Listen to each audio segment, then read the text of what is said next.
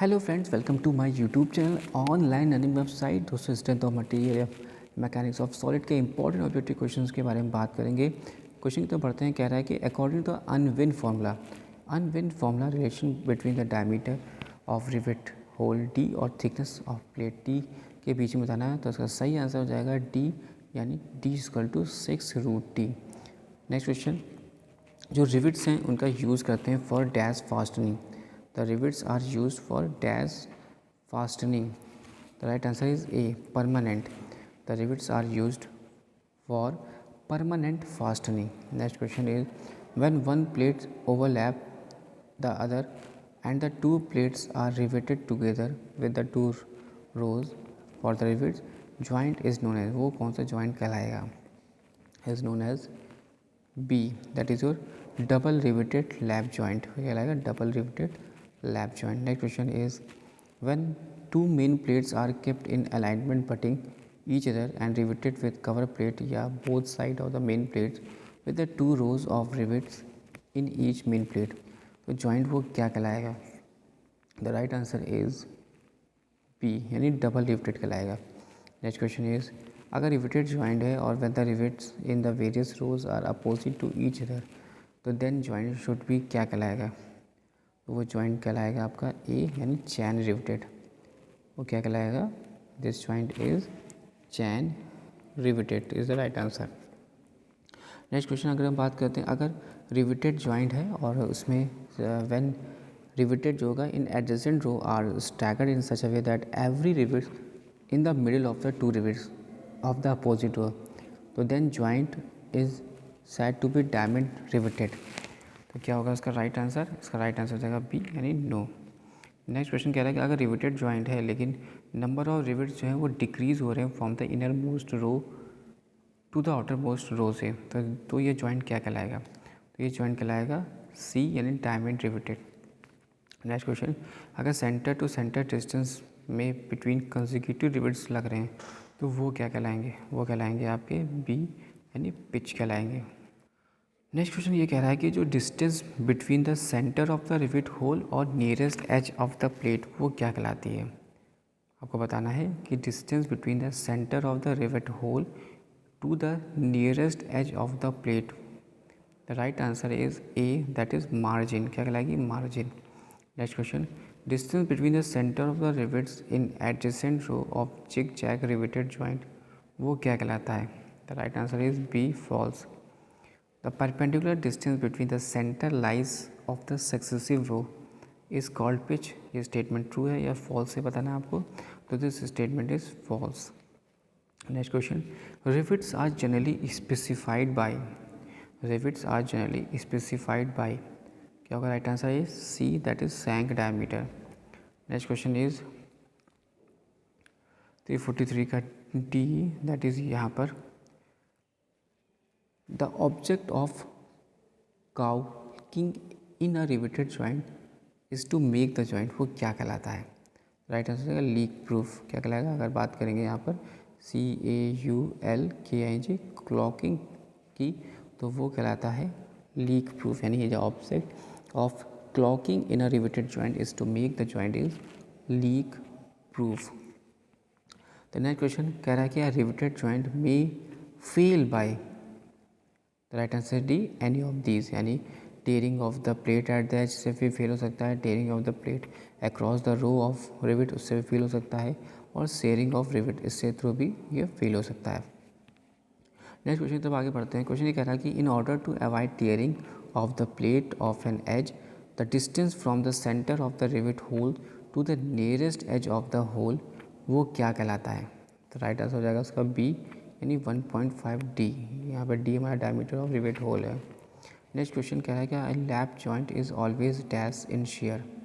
The right answer हो जाएगा ए, अ lap joint is always in single share. Next question, a double strap joint butt joint जो कि equal strap है वो क्या कहलाता है? Is always double share. A double strap butt joint with equal strap वो कहलाएगा always in double shear. The next question क्या रहेगा कि जो पुल रिक्वायर्ड है to tear of the plate पर पिच लेंथ वो कितना होता है? राइट आंसर हो जाएगा इसका सी, यानी P minus D into T into sigma T. The pull required for tear of the plate पर pitch length equal to P minus D T into sigma T. यहाँ पे P हमारा pitch of the rivet है, T thickness of the plate है, sigma T tau and sigma C is the sigma T हमारा permissible tensile, tau हमारा shearing and sigma C हमारा crushing stress है। Next question की बात करते हैं। तो जो पुल है यानी the pull required to shear off rivet in double shear पर पिच लेंथ वो कितना होता है? Right answer is D pi by two D square into tau. Next question is the pull required to crush the rivet पर pitch length वो कितना होता है? द राइट आंसर हो जाएगा B D T sigma C. The next question is जो strength of the rivet joint is equal to the strength of the rivet joint is equal to, answer हो जाएगा उसका डी, यानी minimum value of P T P S and P C. Next question जो strength of unriveted या solid plate पर pitch length वो कितना हो जाएगा? आंसर हो जाएगा B P T sigma T. Next question हो जाएगा अगर efficiency of riveted joint is the ratio of the strength to the joint of the strength of the solid plate, what is the right answer is this is the true statement. Next question की तरफ आगे बढ़ते हैं। Question ये कह रहा है कि in calculating the strength of a riveted joint in tearing shearing and crushing, in calculating the strength of a riveted joint in tearing shearing and crushing, what is the right answer is B, that is your actual diameter of hole drilled for rivet is used. Next question, the tearing efficiency of a riveted joint is 50% and the ratio of rivet hole diameter to the pitch of the rivet is कितना होगा? Right answer है सी 0.50 होगा। और अगर welded joint as compare to riveted joint has dash strength कितनी होती है? तो सही आंसर हो जाएगा इसका सी, यानी मोर स्ट्रेंथ, यानी a welded joint as compare to riveted joint is more strength. Next question है कि transverse fillet welds are design for किस लिए किए जाते हैं? तो राइट आंसर हो जाएगा टेंसाइल स्ट्रेंथ के लिए। ट्रांसवर्स फिलेट वेल्ड्स जो कि डिज़ाइन होते हैं for tensile strength. Next question, parallel fillet welds जो कि डिज़ाइन होते हैं फॉर बेंडिंग स्ट्रेंथ के लिए, और is the right answer is A, that is agree, this statement is right, क्योंकि पैरेलल फिलेट जो होते हैं वो डिज़ाइन होते हैं फॉर बेंडिंग स्ट्रेंथ के लिए। द नेक्स्ट क्वेश्चन कह रहा है कि जो टेंसाइल स्ट्रेंथ है of welded joint for double filleted का बताना है, डबल फिलेट का बताना है कि tensile strength for welded joint का डबल फिलेट के लिए क्या होगा? तो राइट आंसर आएगा सी, यानी √2SL sigma T. Next question, shear strength जो होगी वेल्डेड जॉइंट की फॉर डबल पैरेलल फिलेट की वो कितनी होती है? राइट आंसर आएगा सी, √2SL टाउ। नेक्स्ट क्वेश्चन आपको बताना है कि इसमें से कौन सा स्टेटमेंट जो है वो करेक्ट है। तो करेक्ट स्टेटमेंट बताना है, दैट इज सी, यानी rivets are generally specified by shank diameter, rivets are generally specified by its shank diameter. Next question हो जाएगा a pressure vessel is said to be thin cell when it is made of thin sheet। आप इस statement से agree करते हैं कि it statement is wrong. Next question, ये pressure vessel जो होती है is said to be a thick shell, कब ये थिक सेल कहलाएगी? तो इसका सही आंसर हो जाएगा कि थिक सेल का मतलब यहाँ पर हो जाएगा कि जो रेशियो है of wall thickness of the vessel का, यानी सही आंसर हो जाएगा उसका D, the ratio of wall thickness of the vessel to its diameter is greater than 1/10। तो आपको ध्यान रखना है कि pressure vessel is said to be thick cell when the ratio of wall thickness of the vessel to its diameter is greater than 1/10। Next question कह रहा है कि अगर pressure vessel is said to be thin cell है when the ratio of wall thickness of the vessel is to its diameter, क्या होगा? तो right answer इसका हो जाएगा बी, यानी लेस देन, यानी pressure vessel is said to be thin shell when the ratio of wall thickness of the vessel is diameter is less than 1/10, यानी less than 1/10 होगा तो ये हमारा कहलाएगा थिन सेल। थिक सेल जो होगा जब इसका रेशियो वॉल थिकनेस वेसल का वो डायमीटर का वो ज़्यादा होगा। नेक्स्ट तो आगे पढ़ते हैं कि एक थिक प्रेशर वेसल है, अ थिक प्रेशर वेसल है जो कि ऑलवेज यूज़ होती है फॉर जनरेशन ऑफ स्टीम के लिए।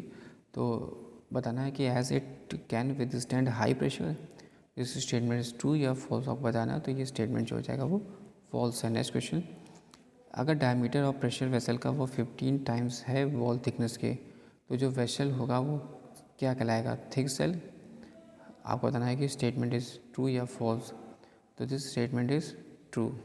नेक्स्ट क्वेश्चन, अगर थिन सिलेंड्रिकल सेल है जिसका डायमीटर डी है, लेंथ एल है, थिकनेस टी है और सब्जेक्ट टू है इंटरनल प्रेशर पी है, तो हूप स्ट्रेस क्या होगा, hoop stress in the shell is B, यानी पी डी अपॉन 2T होगा। नेक्स्ट क्वेश्चन इज, अगर थिन सिलेंड्रिकल सेल है जिसका डायमीटर डी है, लेंथ एल है और थिकनेस टी है और यहाँ पर इंटरनल प्रेशर पी है, तो लॉन्गिट्यूडनल स्ट्रेस कितना होगा सेल का, ये आपको बताना है। तो लॉन्गिट्यूडनल स्ट्रेस हो जाएगा पी डी अपॉन 4T। कितना होगा, पी डी अपॉन 4T होगा जब लॉन्गिट्यूडनल स्ट्रेस की बात की जा रही है, और जब हूप स्ट्रेस की बात करते हैं तो यहाँ पर पी डी अपॉन 2T हो जाएगा। नेक्स्ट क्वेश्चन का, थिन सिलेंड्रिकल सेल है subject to internal pressure P और ratio of longitudinal stress to the hoop stress. Hoop stress का थिन सिलेंड्रिकल सेल है subjected to an internal pressure P है और ratio में आप पूछा जा रहा है कि लॉन्गिट्यूडनल स्ट्रेस और हूप स्ट्रेस के बीच में, तो यहाँ पे हो जाएगा इसका सही आंसर क्या हो जाएगा, दैट इज़ ए, यानी 1/2। And the next question is, the design of thin cylindrical shell is based on, जो डिज़ाइन होता है थिन सिलेंड्रिकल सेल का वो किस पे बेस्ड होता है, तो सही इसका आंसर हो जाएगा ए, हूप स्ट्रेस पर। Thanks for watching and sharing.